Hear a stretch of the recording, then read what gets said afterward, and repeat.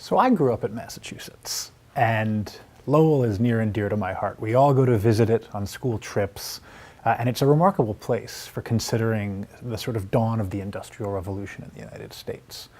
And Professor, you've told us already about the decline of New England farming and the rise of the factor system and factories and how these together generate a need for labor, and then how the Lowell system, the Waltham-Lowell system, allows a kind of marriage of the moral imperative of the home with young women going off to work in these mills, how boarding houses provide strict discipline, how the mills themselves are seen as training grounds for submissiveness, for domesticity, and how money was sent back then to support families, fathers, brothers, younger siblings. And the system for a time provides good wages, offers education to young women. It opens new opportunities for them to encounter one another, to socialize. And yet the center can't quite hold. Eventually this system begins to break down. I was hoping you could tell us about that.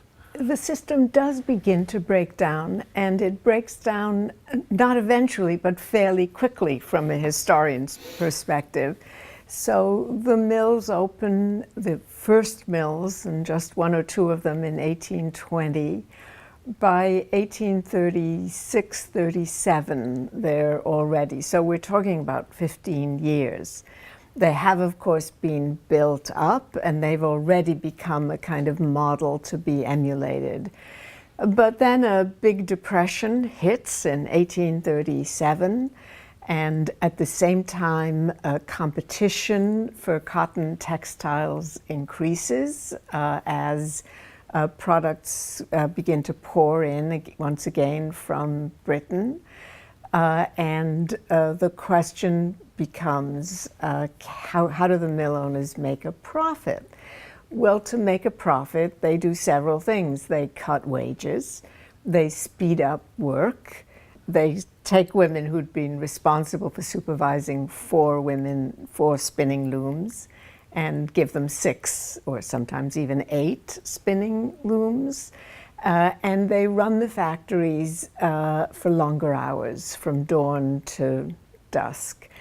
Now, all of these things, which come in slowly and added up together, in fact, try to resolve the mill owners' economic problems, but they make a mockery of the compromise which had encouraged women to come into the mills to begin with. Because those women immediately, by the early 1840s, are saying, wait a minute, we used to have time to read after work, or to join sewing classes, or to maintain our levels of knowledge. And now we don't have time to do that. We used not to be so tired because we didn't have quite so much work to do. And now we're exhausted at the end of the day.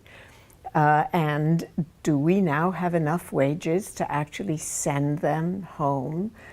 Well, for a while that debate is eluded, but then beginning in the 1840s, the boarding houses begin to raise their rates.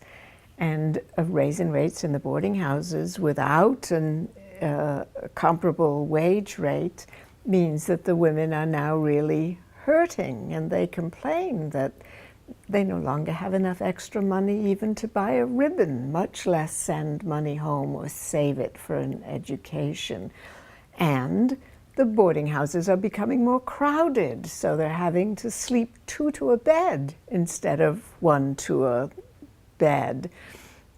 So all of these conditions seem to vitiate the compromise that had enabled them to go work in the first place. And women respond by forming a Lowell Female Reform Association, and the Lowell Female Reform Association publishes a paper of its own. The girls, the women, under the sponsorship of the mills, had published something called had published something called the Lowell Offering in the 1830s. But now the voice of industry, which is the voice of the protesting young women, emerges. And these women are vocal in their opposition to the deteriorating conditions of the mills. And how do the mill owners and the sort of male leaders of places like Lowell respond to these women as they protest? Well, the first thing they try to do is to try to find other women to replace them. So they send around these, what they're called Black Mariahs, because they're black wagons, to New Hampshire and Vermont and the small deteriorating towns and farms, still offering high wages and begging people to come to the mills. And they do so by encouraging women to sign a contract with them. Basically, they won't pay the women. They'll transport them to the mill and they'll pay their early boarding expenses, but then they will deduct these expenses from a wage which they will only get if they complete a whole year at the mill.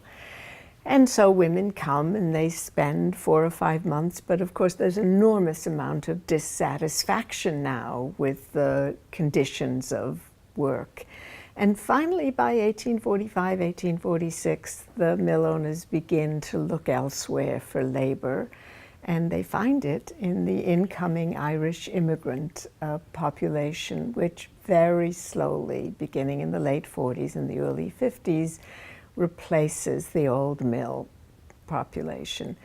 Now, this new working population is very happy to have a job. They're immigrants, of course, and they need a job. Though they would like to have the extra money, any job that keeps body and soul together is good, so they're willing to take the lower wages. And as the wages drop, relatively speaking, even further, the New England mill girl is slowly driven out of the industry.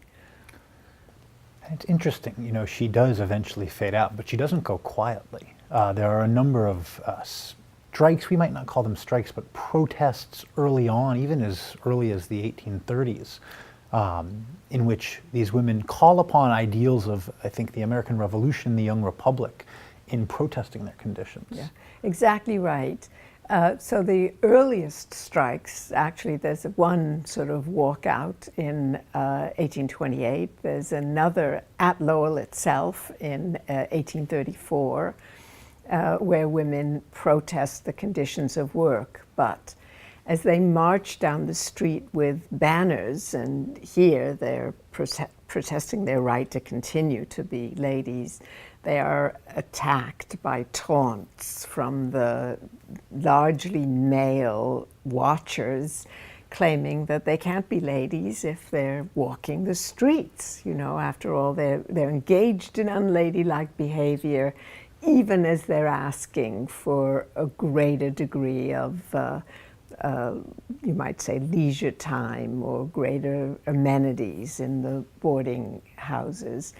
So those strikes don't really do much good. And then, of course, in the 1840s, it becomes very difficult to strike per se because the workers become relatively easily replaceable by the Black Mariahs, by women who are now bound and can't leave so easily, or they can't leave without collecting their wages, and by the incoming Irish population.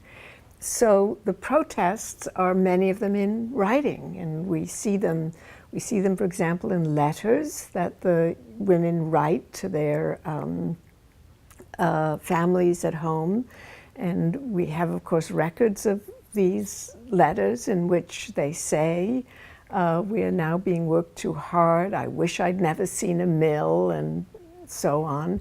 And they respond by comparing their situation to the situations of slaves. And so we have songs of the mill girls saying, you know, I cannot be a slave, I will not be a slave. You know, our fathers fought for liberty in the American Revolution, and look at us now, you're treating us just like slaves. And so, you know, as this sort of consciousness begins to enter the minds of women, they become less attractive workers in the first place, and the New England mill girls. They disappear themselves in a way, but are pushed out as their labor is replaced by others. So the compact between mill owners and patriarchs, the vision of domesticity preserved in a factory setting, breaks down. But so does the promise to young women of independence. Exactly. And it does so, the fact that that compact or compromise breaks down so very quickly is a lesson, not just for women of the time, but for us as historians. So the possibility of women maintaining their own economic independence and or supporting families, either their own future families or their brothers and parents with their earnings, that promise is retained, but at a huge cost. And the cost is the cost of female delicacy, if you like. That is, it becomes clear after the Lowell experiment that you cannot do both, that you cannot both be a virtuous woman, a good woman, a woman who adheres to the domestic code, and work in a factory at the same time. And that's the ongoing lesson.